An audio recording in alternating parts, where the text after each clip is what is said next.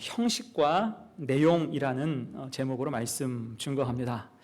마태복음은 신약을 여는 말씀이고요, 예수 그리스도의 공생애에 대한 가장 세밀한 기록이에요. 그리고 굳이 구분한다면 마태복음은 유대인을 주요 대상으로 써진 그러한 복음서입니다. 그래서 처음에 족보가 나오잖아요.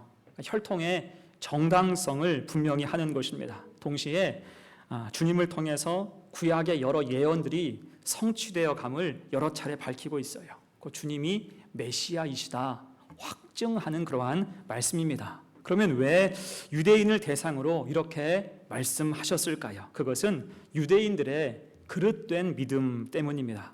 그들은 이미 믿음의 진보가 멈춘 지 오래였어요. 그 모습이 어땠습니까? 그들은 아브라함의 자손, 선민, 이것만을 내세우면서 율법을 독점하였고요, 유일한 하나님 백성이다라고 자부했습니다. 그런 혜택이 이미 불가역적으로 뒤집을 수 없고 완전히 주어졌다라고 생각하니 더 노력할 것도 없었습니다. 그러니 실제로는 하나님의 뜻에서 갈수록 멀어져 갈 수밖에 없었겠지요.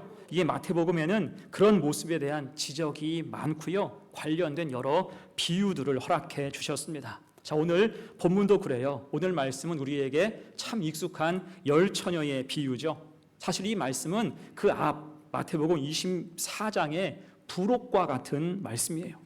마태복음 24장은 재난과 심판에 대한 이론적인 설명에 해당합니다. 대신 25장은 그 말씀에 대한 실제적인 비유인 거예요. 재난과 심판을 혼인잔치에 비유하면서 심판의 날에 심판의 대상이 아닌 구원의 대상이 되는 방법을 설명해 주신 것과 같습니다. 곧 이 이야기를 통해서 주님은 종말과 심판 앞에서 성도가 기억해야 되는 가장 중요한 핵심을 짚어주고 계신 거예요. 그리고 그것은 올해 우리의 표어인 믿음의 진보와 깊은 관련이 있습니다. 그것이 무엇일까? 두 가지로 생각을 해봅니다. 첫 번째는 형식을 바로 세우라는 거예요. 형식을 바로 세우라. 1절 봅니다. 그때 천국은 마치 등을 들고 신랑을 맞으러 나간 열 처녀와 같다 하리니.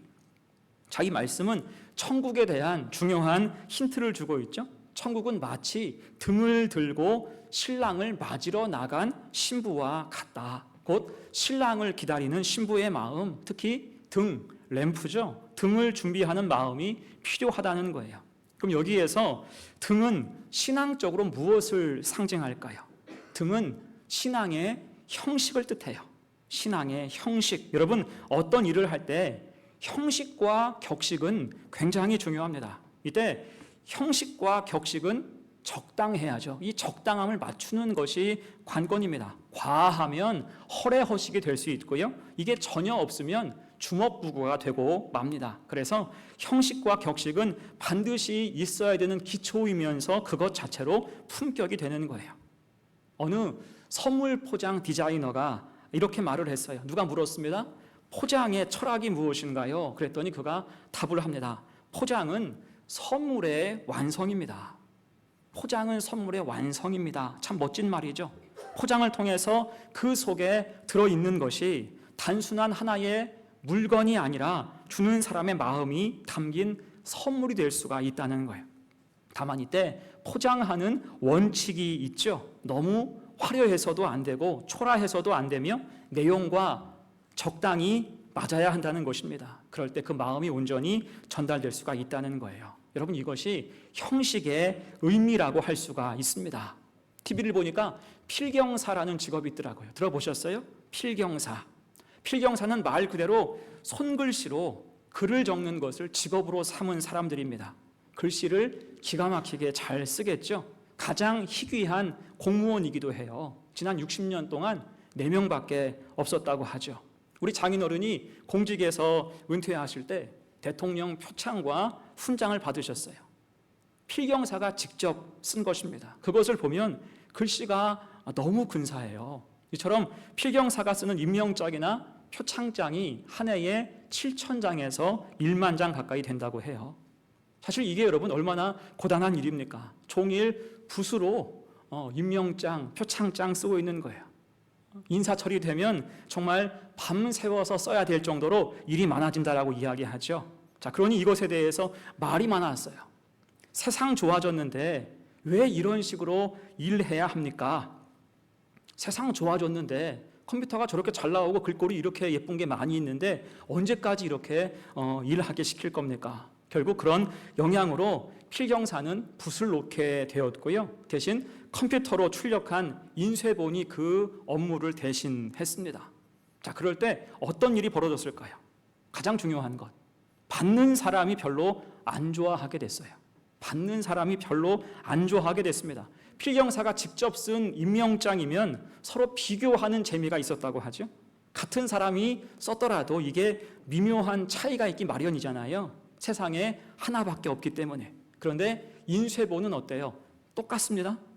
똑같으니까 만족도가 현저히 떨어진다는 거예요. 이런 불만들이 답지했고 결국 몇 년 만에 필경사 제도는 부활하게 됐습니다.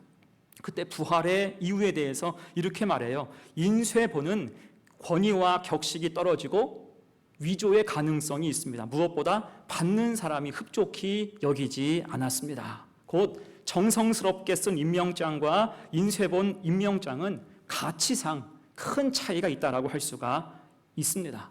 의미가 있는 이야기겠죠. 여러분, 그래서 적합한 형식은 매우 중요합니다. 적합한 형식은 정말 중요한 거예요. 우리의 신앙에서도 그렇습니다. 하나님이 이스라엘 백성을 출애굽시키시면서 제일 관심을 두신 것이 무엇입니까? 신앙의 형식이었어요.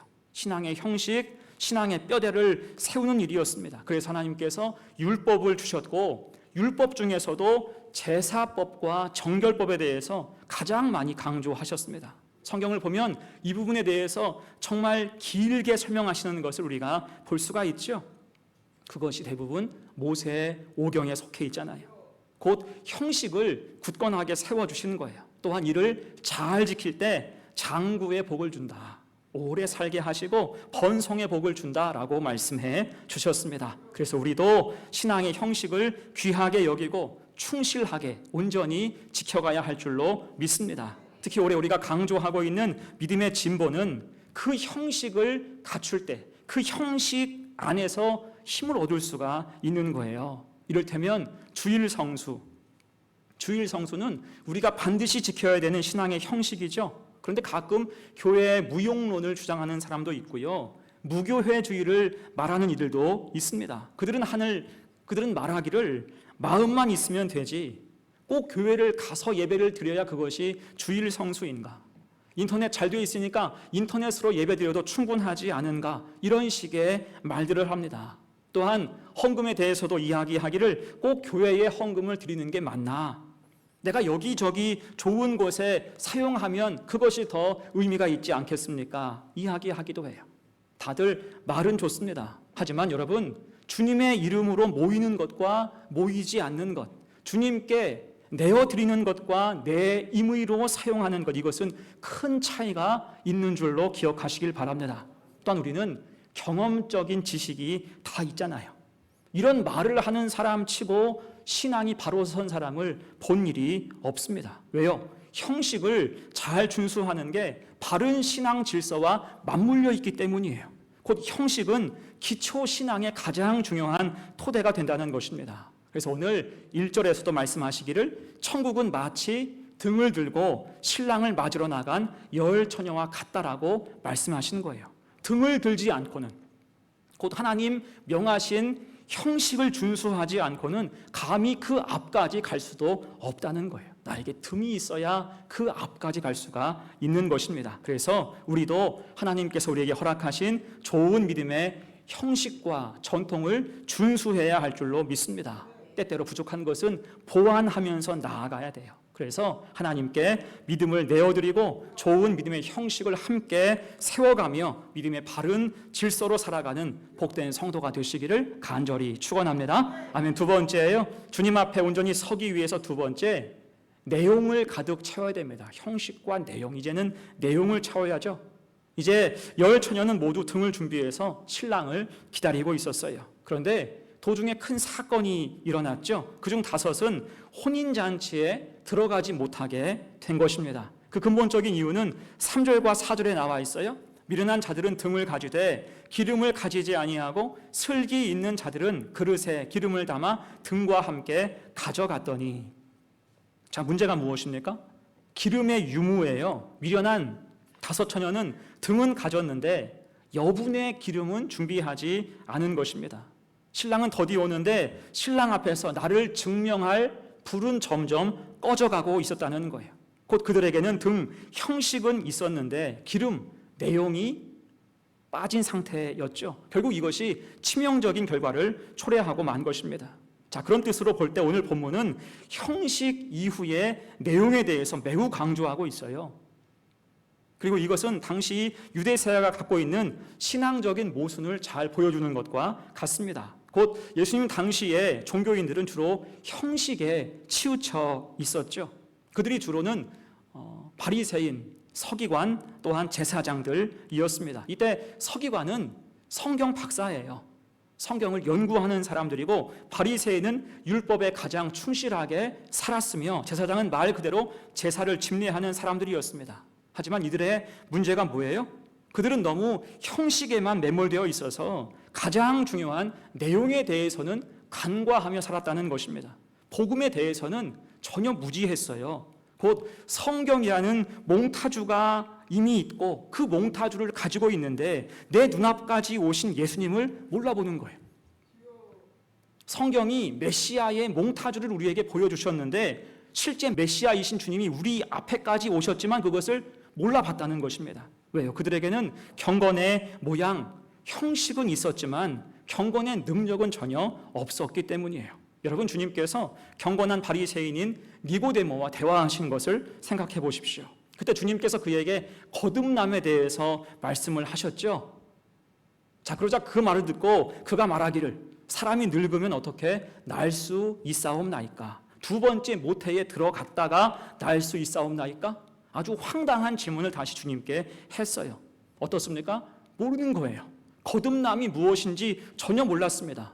형식은 있는데 그 속에 내용이 비어있는 것과 같은 거예요. 이를 들으시고 주님께서 말씀하셨죠. 요한복음 3장 5절 말씀입니다. 예수께서 대답하시되 진실로 진실로 내게 이르노니 사람이 물과 성령으로 나지 아니하면 하나님 나라에 들어갈 수 없느니라. 아멘. 곧 물 세례와 성령 세례가 없으면 길과 진리와 생명 되시는 주님 없이는 그 나라에 들어갈 수 없다는 것입니다. 내용을 채울 것을 강권하셨어요. 또한 누가복음 18장이죠. 세리의 기도 비유를 한번 생각해 보십시오. 거기서 바리새인은 형식적인 기도를 하죠. 일회에 2번씩 금식하고 11조를 드린다고 자랑했습니다. 하지만 세리는 어떻게 기도했어요? 누가복음 18장 13절 같이 읽어요. 시작. 세리는 멀리 서서 감히 눈을 들어 하늘을 쳐다보지도 못하고 다만 가슴을 치며 이르되 하나님이여 불쌍히 여기소서 나는 죄인으로소이다 하였느니라. 아멘. 여러분, 이때 주님은 누구의 기도를 의롭다고 하셨습니까? 세리의 기도가 더 진실하다 평가하셨어요. 곧 형식을 갖추었다고 해서 만족하거나 안심하지 말라는 거예요. 형식이 기본이고 기초인 것은 맞지만 그것이 전부는 될 수가 없다는 것입니다. 오히려 형식에 매몰되어 산다면 교만해질 수가 있다는 거예요. 왜요? 겉으로는 멀쩡하니까요. 내가 등을 들고 있으니까, 그러니까 눈에 보이는 형식이 있기 때문에 문제가 없다 생각하기가 쉽다는 것입니다. 여러분, 그런 의미에서 지금 우리의 신앙은 어떻습니까? 형식에 만족하고 있지 않습니까? 형식이 있으니 안심하고 있지 않습니까? 여러분, 그것은 우리의 착각일 수도 있어요. 혹시 기름 없이 빈 등만 들고 있지는 않은지 우리가 생각해 봐야 할 것입니다. 기름이 있어야 주님과 내가 이어지는 거예요. 내가 주님 앞에서 나를 증명할 수가 있는 것입니다. 믿음으로 가는 길을 그것이 밝혀줄 수가 있는 거예요. 그것이 믿음의 진보인 줄로 믿습니다. 어떤 남녀가 만나서 결혼하게 됐어요. 다 준비했습니다. 두 사람이 살 집도 준비했고 혼수도 가득 채웠고 좋은 직장도 있습니다. 자, 이것만 있으면 충분합니까? 다 준비된 거예요? 다 준비된 것 같지만 그렇지 않죠. 가장 중요한 게 빠졌습니다. 가장 중요한 것은 두 사람의 사랑인 거죠. 결혼이라는 형식을 채울 가장 중요한 내용은 사랑이라는 거예요. 사실은 외적인 형식, 외적인 것이 조금 부족해도 사랑이 가득하면 그 내용이 충실히 나중에 부족한 것들을 다 메우고 채울 수가 있다는 거죠. 이것이 바로 행복이라 할 수가 있습니다. 하지만 사랑이 아예 없다면 이 결혼 자체가 유지가 될 수가 없겠죠. 겉으로 보이는 화려한 결혼과 생활, 그 형식은 아무것도 아닌 것을 우리는 잘 알고 있습니다. 자, 비슷하게 어떤 분이 이런 간증을 했어요. 그분이 주일날 예배를 마치고 집에 돌아가는 길에 문득 이런 생각이 들었대요. 아, 내가 교회에 가서 한마디도 안 했구나. 교회 가서 한마디도 안 했구나. 아예 입도 열지 않았구나. 생각해 보니까 진짜 그런 거예요. 찬송도 안 하고 아멘도 안 하고 친교 시간에는 그냥 고개만 꾸벅꾸벅 했고요. 예배 마치고 집에 왔다는 거예요. 그리고 생각해 보니까 그런 날이 꽤나 많았구나. 교회 가서 입 한 번 열지 않고 그냥 갔다만 왔구나, 이런 생각이 들었대요. 교회가 무슨 무건수행하는 것도 아닌데 어떻게 이럴 수 있을까? 그러면서 스스로 자책하면서 이렇게 말을 했대요. 그러니 나한테 입냄새가 나지. 그러니 나한테 입냄새가 나지. 여러분, 이 말이 맞지요? 말하고 찬양하고 아멘하고 인사하며 입을 열어야 우리 입속에서 침이 돌 텐데 입 꾹 닫고 있으니까 어떻게 해요? 입속이 바짝바짝 마르잖아요. 입냄새를 피할 수가 없더라. 그래서 생각했대요. 내 신앙도 이렇게 냄새가 나는 것은 아닐까. 자, 여러분, 그래서 형식에 만족하면 형식 속에 내용이 없으면 결국 그 형식까지도 말라버릴 수 있다는 것입니다. 아무리 등이 근사하면 뭐래요? 기름이 그 속에 없다면 그것은 어둠 속에서 무용할 뿐입니다. 아무 능력도 없는 거예요. 자, 오늘 본문에서도 그런 사실을 확인할 수 있죠. 신랑이 이제 막 들어오는데 기름을 준비 못한 처녀들의 등불은 꺼져가고 있습니다. 그래서 당황하면서 기름을 좀 빌려달라, 나눠달라 주변에 하소연했겠죠. 자, 이때 빌려줄 사람이 있습니까? 다들 거절하는 거예요. 빌려달라 그래도 다들 거절합니다. 여러분, 이 장면에 대해서 야박하다 생각하지 마세요. 아예 좀 빌려주지. 야박하다 생각하지 마세요. 왜 안 빌려줬을까요? 여기서 말하는 기름은 세상에서 말하는 그런 기름이 아니기 때문이에요. 빌려줄 수 있는 차원의 것이 아닌 것입니다. 이것은 성령 혹은 믿음을 뜻하는 거예요. 다른 사람의 것을 빌려 쓰는 차원이 아니라는 거예요. 한마디로 믿음은 누구의 것? 나의 것. 나의 믿음이어야지 남의 믿음으로 살 수가 없다는 것입니다. 아무리 자식을 사랑하는 부모라도 자식 대신 예수 믿어줄 수는 없는 거예요. 아무리 사랑하는 배우자라고 해도 어느 정도 형식만을 도와줄 뿐 믿음의 관계를 아예 대체할 수는 없는 것입니다. 그래서 누가 준비해야 돼요? 내가 준비하고 내가 예수 믿어야 하는 줄로 믿습니다. 내가 거듭나야 하는 거예요. 자, 그런데 지금 미련한 처녀들의 문제는 그 기름을, 그 믿음을 빌릴 수 있다고 생각한 것입니다. 결국 그들은 혼인잔치에서 배제됐죠. 문이 닫히고 말았어요. 그 앞에서 아무리 하소연한다 한들 돌아오는 답은 매몰찼습니다. 오늘 12절 말씀 같이 읽어요. 시작. 대답하여 이르되 진실로 너희에게 이르노니 내가 너희를 알지 못하노라 하였느니라. 아멘. 여러분, 그래서 우리가 할 일이 무엇입니까? 믿음의 기름, 믿음의 내용을 채워야 할 거예요. 형식이 분명하면 교회만 잘 다녀도 형식이 갖춰져요. 더 중요한 건 그 다음에 내용을 채워야 한다는 것입니다. 오늘 주보이는 요절 말씀이에요. 로마서 15장 13절 말씀을 같이 읽어요. 시작. 소망의 하나님이 모든 기쁨과 평강을 믿음 안에서 너희에게 충만하게 하사 성령의 능력으로 소망이 넘치게 하시기를 원하노라. 아멘. 충만하게 하실 때 우리는 넘치도록 준비해야 할 것입니다. 여러분, 그래서 주일날 일찍 일어나셔서 교회 오는 것도 훌륭하지만 지금 드리는 이 예배에 온 마음과 정성을 다하시기를 축복합니다. 찬송하십시오. 말씀 앞에서 아멘 하세요. 기도할 때 열심히 하세요. 입 꾹 닫하고 한마디도 안 하고 집에 가지 마시고 기도하고 찬송하고 아멘하고 교제하세요. 또한 믿음으로 연합하십시오. 세상에서는 나와 생각이 비슷하고 결이 같은 사람과 어울리는 게 보통이지만 교회에서는 믿음이 우선이어야 됩니다. 믿음으로 연합할 수 있어야 돼요. 거기에 은혜가 있습니다. 끌어주고 밀어줌이 있는 거예요. 그리고 경건의 삶을 살도록 여러분 애쓰시기를 간절히 바랍니다. 우리가 하루를 살아가는 시간표가 있지요. 그 속에 경건의 시간이 반드시 있어야 돼요. 영적인 호흡을 통해서 영적인 폐활량이 커질 때 우리 삶에 활력이 있는 거예요. 넘어지거나 쓰러지지 않습니다. 자, 그렇게 형식과 함께 내용을 채우면서 기름 준비하여서 누굴 의지하거나 어디 빌리려고 하지 말고 넉넉히 준비해서 언제든지 마라나타 아멘 주 예수여 오시옵소서 주님 앞에 설 수 있는 복된 성도가 다 되시기를 간절히 축원합니다. 다음에 이제 말씀을 마무리합니다. 자, 오늘 말씀은 흔한 혼인잔치 이야기 같지만 심판에 대해서 굉장히 정확한, 아니 적확한 이야기입니다. 기억하세요. 주님이 하시는 최후 심판에서는 정상 참작이 없습니다. 유권 해석도 없어요. 어떻게 보면 증거 제일주의예요. 하나님 앞에서는 나중에 증거 제일주의가 분명할 것입니다. 등이 있는가? 기름이 준비되어 있는가? 그것 가지고 가름한다는 이야기겠죠. 그런 면에서 올 한 해 믿음의 진보를 위해서 우리에게 필요한 것이 무엇입니까? 형식과 내용이 풍성해야 하는 줄로 믿습니다. 형식은 탄탄해야 돼요. 온전해야 됩니다. 또한 내용은 풍성해서 형식을 충실하게 채울 수 있어야 돼요. 불을 밝힐 믿음과 꺼지지 않을 성령의 기름을 우리는 함께 준비해 나가야 하는 것입니다. 그럴 때 마라나타, 주님 언제 오시든지 우리는 주님 앞에 설 자신이 생기는 거예요. 이 사실을 잘 기억해서 신앙의 형식을 바로 세우고 그 속에 믿음으로 가득 채워서 진짜 충성되고 지혜로운 성도로서 믿음의 진보를 이뤄가는 우리 교회와 성도가 다 되시기를 간절히 축원합니다. 아멘. 우리 함께 이 시간 찬송하죠.